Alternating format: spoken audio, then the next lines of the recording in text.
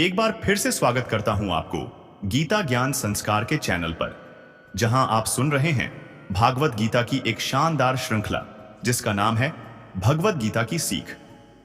और आप सभी को प्रेरित करता हूं कि आप श्रीमद् भागवत गीता का पूर्णतः अध्ययन करें, क्योंकि यह आपके जीवन की सभी समस्याओं को दूर ही नहीं उनसे मुक्त भी कर देगी। तो आइए श्रीमद् भगवत गीता को पूरा PRH के इस जिंदगी के असली मायने मसझे और परमात्मा के साथ योग लगाए। अगर आपको यह भगवत गीता का सार पसंद आया तो इसे औरों के साथ जरूर शेयर करें, ताकि सब आत्माएं अपने यहाँ होने का मूल रूप समझ सके और इस जन्म और मृत्यु से मुक्ति पाके हमेशा परमात्मा के साथ रह सके। दोस्तों, आज हम जानेंगे अध्याय 4 कर्म संन्यास योग। चौथे अध्याय में श्री कृष्ण अर्जुन को दिए जा रहे दिव्य ज्ञान के आदिकालीन उद्गम को प्रकट करते हुए उसमें उसके विश्वास को पुष्ट करते हैं। वे बताते हैं कि यह वही शाश्वत ज्ञान है जिसका उपदेश उन्होंने आरंभ में सर्वप्रथम सूर्यदेव को दिया था, और फिर परंपरागत पद्धति से यह ज्ञान निरंतर राजर्षियों तक पहुंचा। अब वे अर्जुन को, जो उनका प्रिय मित्र और परम भक्त भी है, किसी मनुष्य को केवल अमूल्य ज्ञान प्रदान करना ही पर्याप्त नहीं होता।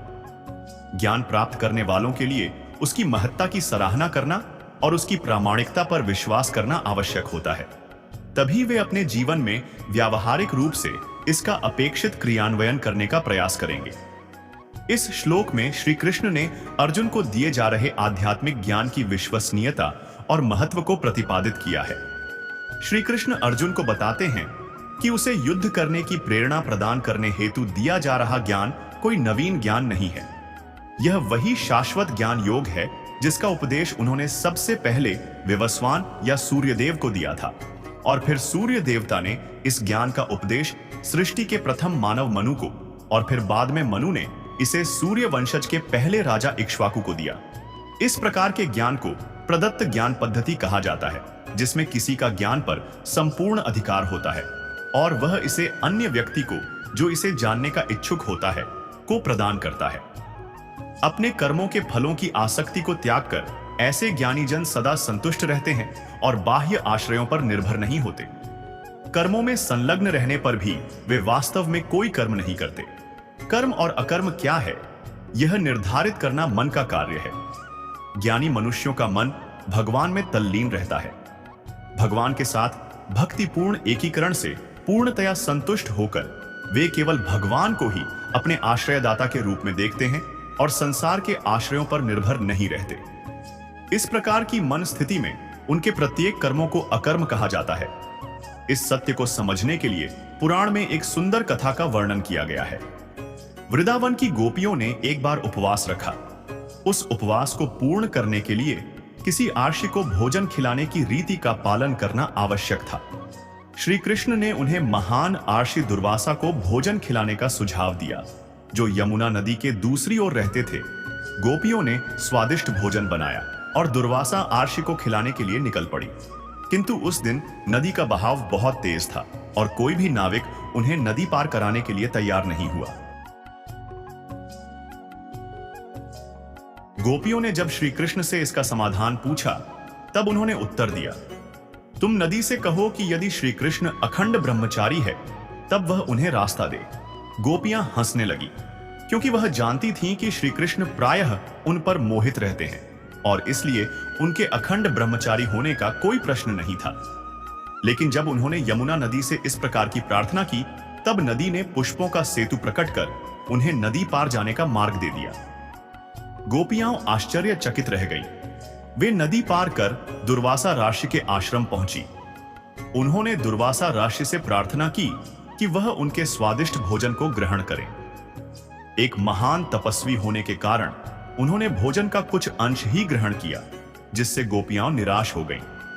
दुर्वासा ने गोपियों की इच्छा को स्वीकार किया और उन्होंने अपनी चमत्कारिक योग शक्ति का प्रयोग कर गोपियों का सारा भोजन खा लिया।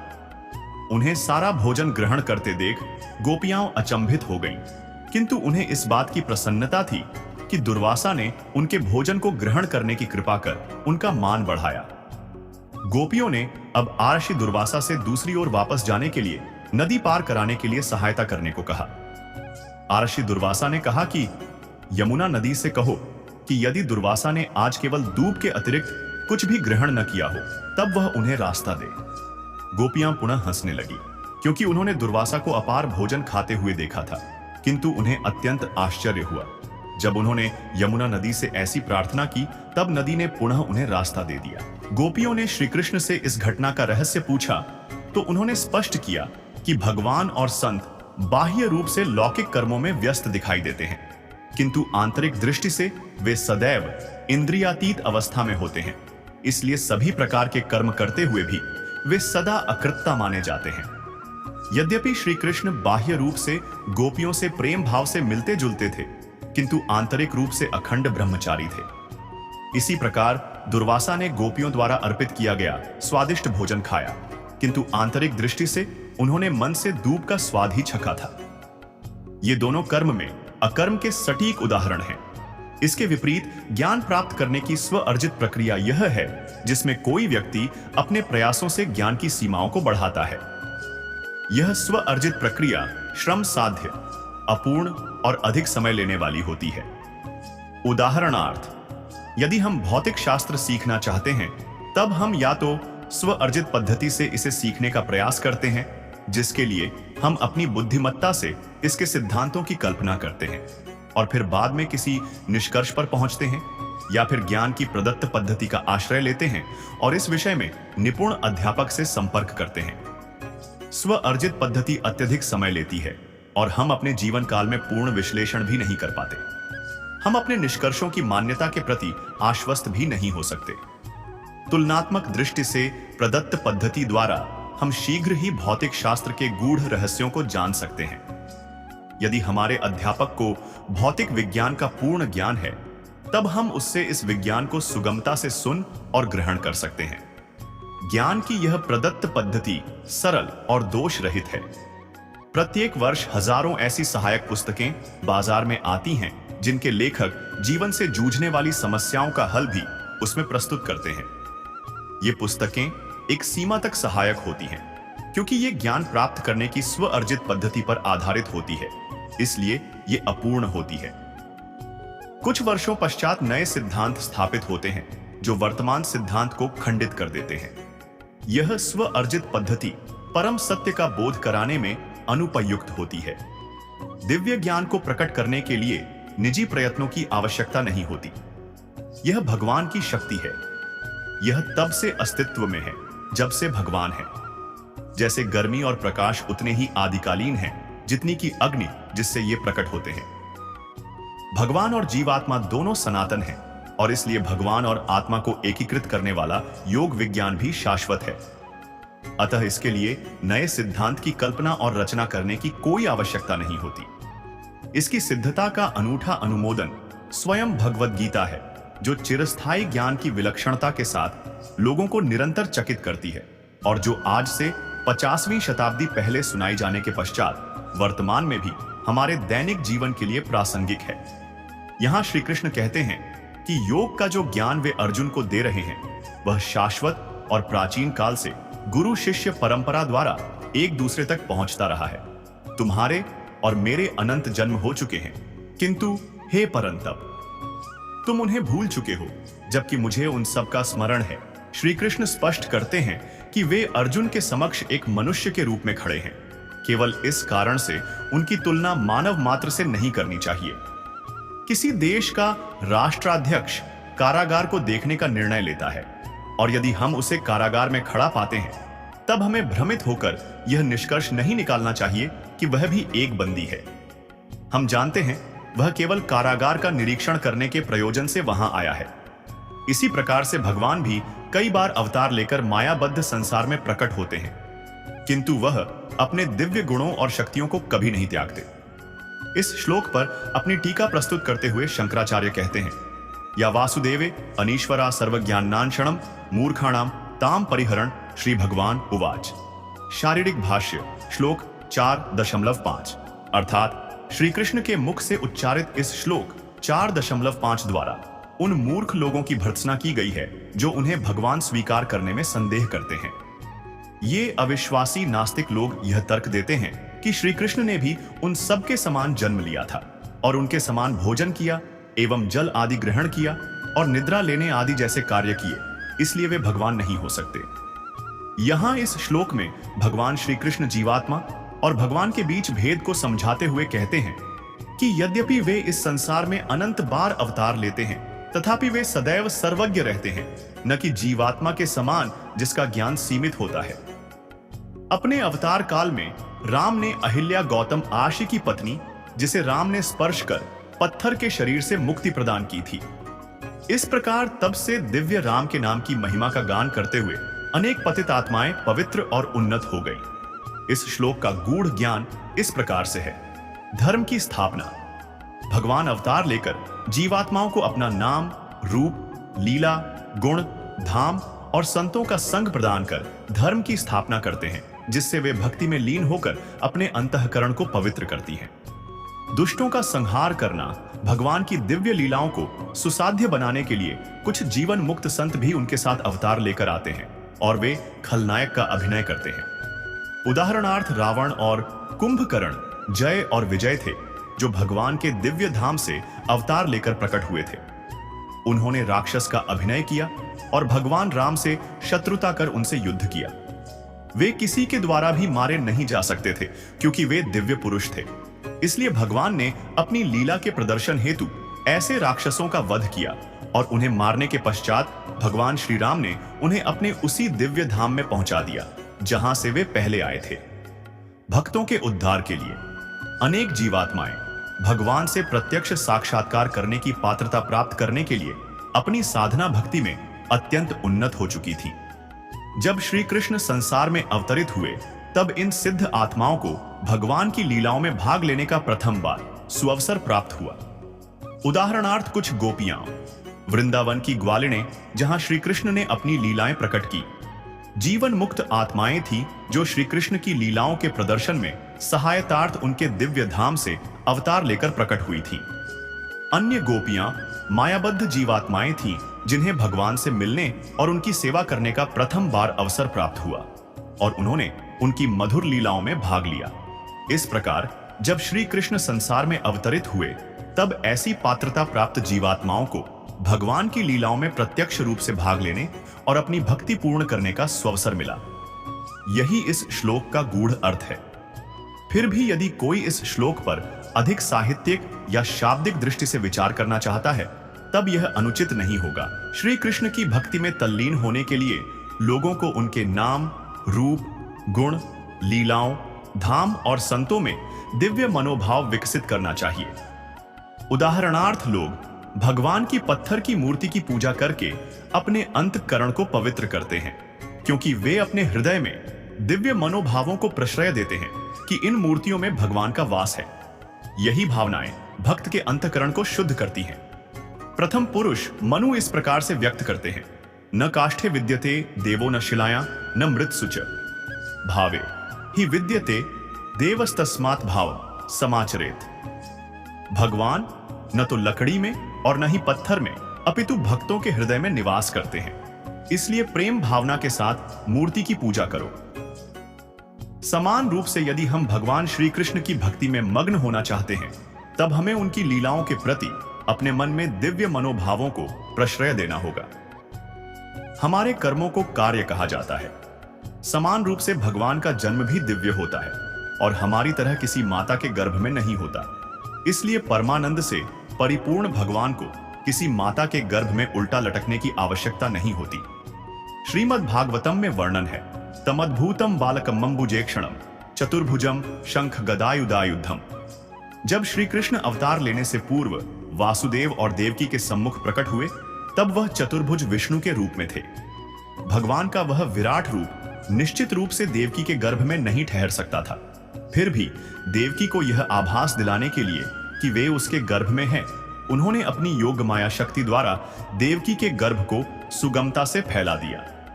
अंततः वे बाहर से प्रकट हुए, जिससे झात होता कि वे कभी भी गर्भ में नहीं थे। आविरासीद यथा प्राच्या दिशिंदुरिव पुष्कला। जैसे आकाश में रात्रि के समय चंद्रमा पूर्ण आभा के साथ प्रकट होता है, उसी प्रकार से भगवान श्री कृष्ण देवकी और वासुदेव के समक्ष प्रकट हुए। यह भगवान के जन्म की अनुपम प्रकृति है। यदि हम भगवान की लीलाओं और जन्म की दिव्यता में विश्वास रखते हैं, तब हम भगवान के साकार रूप की भक्ति में सरलता से तल्लीन हो सकते हैं और अपने परम लक्ष्य को पा सकते हैं। वीत से मुक्त, राग आसक्ति, भय भय, क्रोधा क्रोध, मतमया, मुझ में पूर्णतया तल्लीन, माम मुझ में, उपाश्रिता पूर्णतया आश्रित, बहव अनेक, ज्ञान ज्ञान, तपसा ज्ञान में तप कर, पूता शुद्ध होना, मत भवम मेरा दिव्य प्रेम आगता प्राप्त करता है। आसक्ति, भय और क्रोध से मुक्त होकर, पूर्ण रूप से मुझ में तल्लीन होकर मेरी शरण ग्रहण कर, भूतकाल में अनेक लोग मेरे ज्ञान से पवित्र हो चुके हैं और इस प्रकार से उन्होंने मेरा दिव्य प्रेम प्राप्त किया है। जिस भाव से लोग मेरी शरण ग्रहण करते हैं, उसी भाव के अनुरूप मैं उन्हें फल देता हूं। हे पृथा पुत्र, सभी लोग जाने या अनजाने में मेरे मार्ग का ही अनुसरण करते हैं। यहां श्री कृष्ण यह व्यक्त करते हैं कि भगवान सभी के साथ उनके समर्पण के अनुसार आदान प्रदान करते हैं। जो लोग भगवान के अस्तित्व को स्वीकार नहीं करते, वे कर्म के नियमों के अंतर्गत उनसे व्यवहार करते हैं। वे उनके हृदय में बैठते हैं, उनके कर्मों का लेखा जोखा रखते हैं और तदानुसार फल देते हैं। किंतु ऐसे नास्तिक लोग भी भगवान की दासता से बच नहीं सकते। भगवान की शक्ति माया उन्हें धन संपत्ति, विलासिता, सगे संबंधी, प्रतिष्ठा आदि के मोहजाल में फंसाकर भगवान की दासता करने के लिए बाध्य करती है।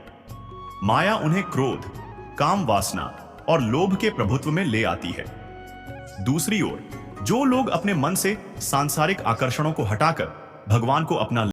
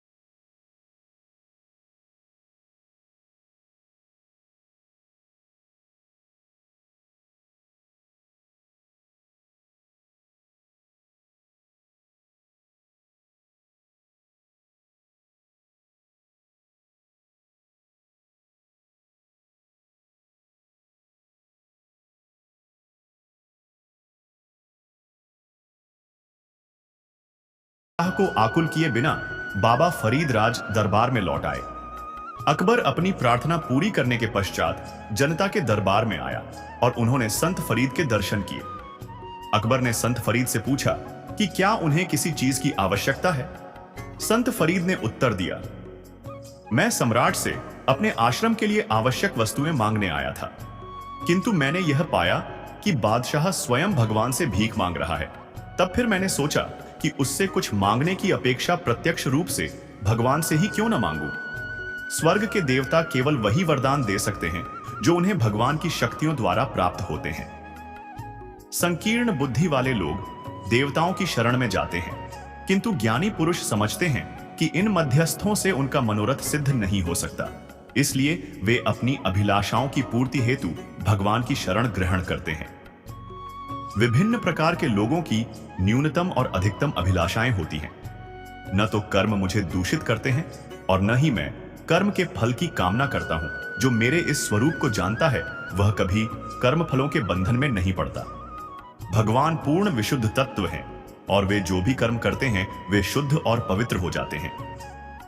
रामचरितमानस में वर्णन है, समरथ कहूं नहीं दोषु गोसाई, रवि पावक सुरसरी की नाई, सूर्य, अग्नि और गंगा के समान विशुद्ध तत्व अशुद्ध परिस्थितियों और सत्ता के संपर्क से कभी विकारों से दूषित नहीं होते। सूर्य की रोशनी मूत्र के कीचड़ पर पड़ने से दूषित नहीं होती। सूर्य अपनी शुद्धता बनाए रखता है और साथ ही साथ गंदे कीचड़ को भी शुद्ध कर देता है। समान रूप से यदि हम कोई अशुद्ध पदार्थ अग्नि में डालते हैं तो अग्नि की शुद्धता तो बनी रहती है तथा उसमें जो वस्तु डालते हैं वह भी अग्नि का रूप लेकर शुद्ध हो जाती है। इस प्रकार से अनेक बरसाती गटरों का गंदा पानी पवित्र गंगा में मिल जाता है, किंतु वह गंगा को गंदा नहीं कर सकता और पवित्र गंगा इन गटरों के गंदे पानी को शुद्ध कर उसे भी पवित्र कर देती है। इसी प्रकार से भगवान अपने कर्मों का संपादन करने से दूषित नहीं होते। जब मानसिक रूप से फल भोगने की इच्छा से कर्म किए जाते हैं तब वे मनुष्य को कर्म की प्रतिक्रियाओं में बांधते हैं। भगवान के कर्म स्वार्थ से प्रेरित नहीं होते। उनके प्रत्येक कार्य जीव मात्र पर करुणा करने के लिए होते हैं। इसलिए यद्यपि वे संसार पर प्रत्यक्ष या अप्रत्यक्ष रूप से शासन करते हैं और इस प्रक्रिया में सभी प्रकार के कार्यों में संलग्न रहते हैं, लेकिन वे कर्मों की प्रतिक्रिया से दूषित नहीं होते। श्री कृष्ण कहते हैं कि वे कर्म की फलदायी प्रतिक्रिया से परे हैं। यहां तक कि भगवद चेतना में लीन संत महापुरुष भी प्राकृतिक शक्ति के प्रभाव से परे हो जाते हैं, क्योंकि उनके सभी कार्य भगवान के प्रति प्रेम की भावना से युक्त होते हैं। ऐसे शुद्ध अंतःकरण वाले संत कर्मों की फलदायी प्रतिक्रियाओं के बंधन में नहीं पड़ते। श्रीमद् भागवतम में वर्णन है, वे मनुष्य जो अकर्म में कर्म और कर्म में अकर्म को देखते हैं, वे सभी मनुष्यों में बुद्धिमान होते हैं। सभी प्रकार के कर्मों में प्रवृत्त रहकर भी वे योगी कहलाते हैं और अपने सभी कर्मों में पारंगत होते हैं। सामाजिक कर्तव्यों को एक बोझ समझते हुए एक आलसी की भांति उनका त्याग कर देता है। ऐसे लोग शारीरिक रूप से कर्म का त्याग तो करते हैं, किंतु उनका मन निरंतर इंद्रियों के विषयों का चिंतन करता रहता है।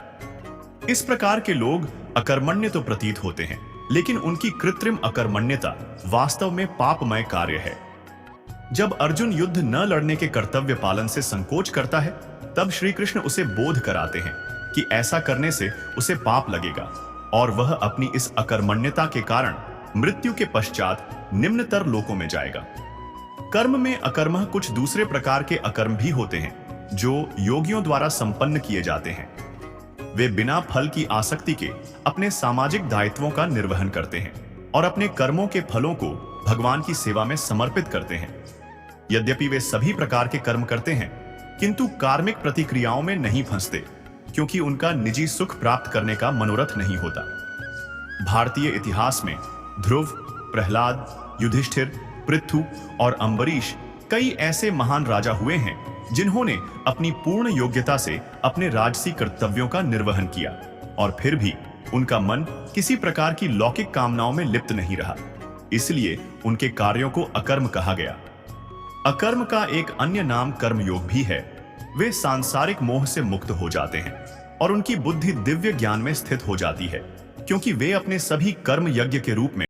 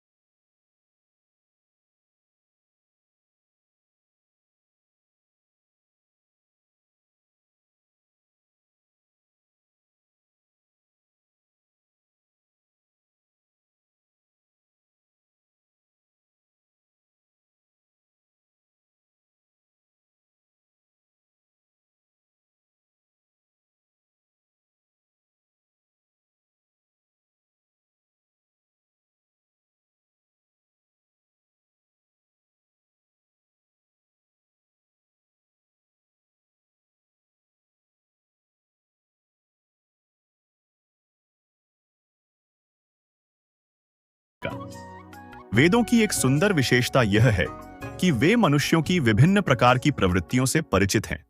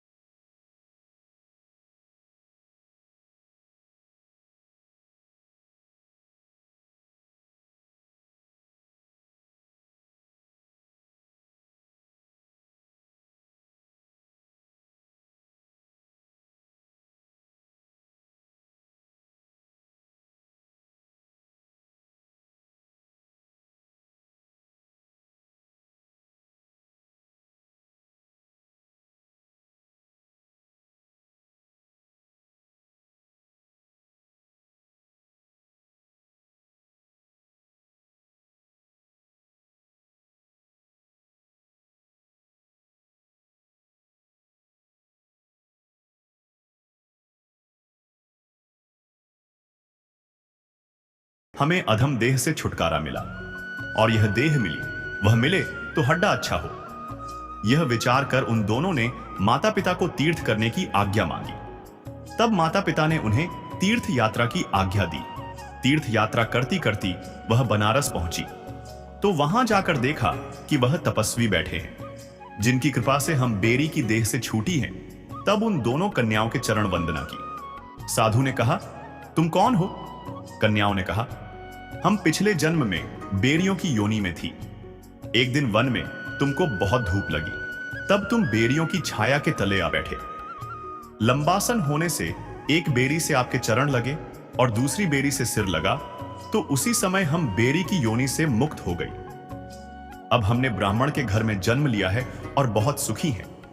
आपकी कृपा से ही हम मोक्ष को प्राप्त हुए। तब तपस्वी ने कहा, मुझे उस बात का पता नहीं था। अब आप आज्ञा करें, मैं आपकी क्या सेवा करूं? क्योंकि तुम ब्राह्मण उत्तम जन्म श्री नारायण का मुख हो। तब उन कन्याओं ने कहा कि आप हमको श्री गीता जी के 4 अध्याय का फल प्रदान करो, देव देही पाकर सुखी होवे। तब उस तपस्वी ने उन्हें गीता जी के 4 अध्याय का पाठ का फल दिया। फल के देते ही आकाश से विमान आइए। तब उन दोनों देवी देही पाकर बैकुंठ के गमन किया। तो दोस्तों, यह ज्ञान भगवान श्री कृष्ण ने अर्जुन को महाभारत के दौरान दिया था। अगर मेरी व्याख्या में कुछ भी त्रुटि हुई हो तो मैं आपसे और भगवान से क्षमा मांगता हूं, और आप सभी को प्रेरित करता हूं कि आप श्रीमद् भागवत गीता का पूर्णतः अध्ययन करें, क्योंकि यह आपके जीवन की सभी समस्याओं को दूर ही नहीं, उनसे मुक्त भी कर देगी। हमारी पूरी वीडियो देखने के लिए बहुत बहुत धन्यवाद। जय श्री कृष्णा। राधे राधे।